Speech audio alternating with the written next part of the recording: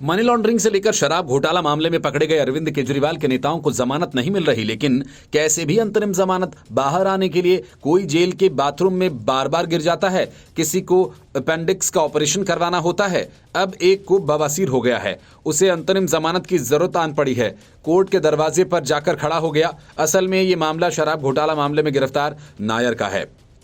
विजय नायर केजरीवाल से शराब कारोबारी की बात करवाई गई थी और अरविंद केजरीवाल ने फोन पर उससे कहा था कि विजय नायर मेरा अपना आदमी है, आप उसके साथ आगे बढ़ो। उसी विजय नायर को बवासीर हो गया है तो दिल्ली में एक अदालत ने उसे 2 सप्ताह की अंतरिम जमानत पर रिहा कर दिया।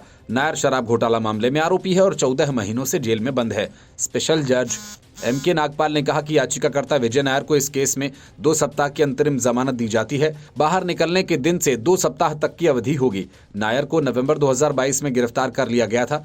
कोर्ट में याचिका दायर करके 8 सप्ताह की अंतरिम जमानत की मांग की थी। दलील थी कि ग्रेड 3 का बवासीर है, डॉक्टर्स ने सर्जरी की सलाह दी है।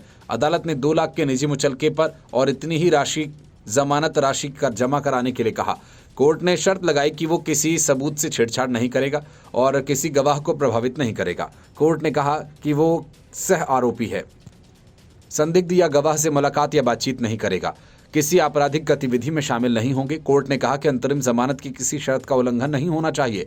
नायर के वकील रोबेका जॉन ने दलील दी कि ट्रायल से पहले लंबे समय से हिरासत में होने की वजह से आरोपी के स्वास्थ्य पर गंभीर असर हुआ है और इसकी वजह से उन्हें कई स्वास्थ्य संबंधी समस्याओं का सामना करना पड़ा रहा।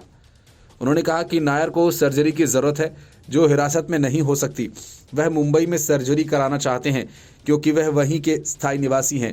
ईडी ने जमानत याचिका का पुरजोर विरोध किया और कहा ये सर्जरी खतरे वाली नहीं, न्यायिक हिरासत में रहकर किसी रेफरल अस्पताल में कराई जा सकती है। दलील है कि जेल में नायर का पर्याप्त ध्यान रखा जा इलाज कराया जा रहा है। कोर्ट ने कहा कि इस केस के दूसरे आरोपी को अंतरिम जमानत दी जा चुकी है। नवंबर 2022 में नायर को हिरासत में लिया गया और सीबीआई केस में नियमित जमानत मिल गई थी, लेकिन ईडी केस में हिरासत में है। Report news of India.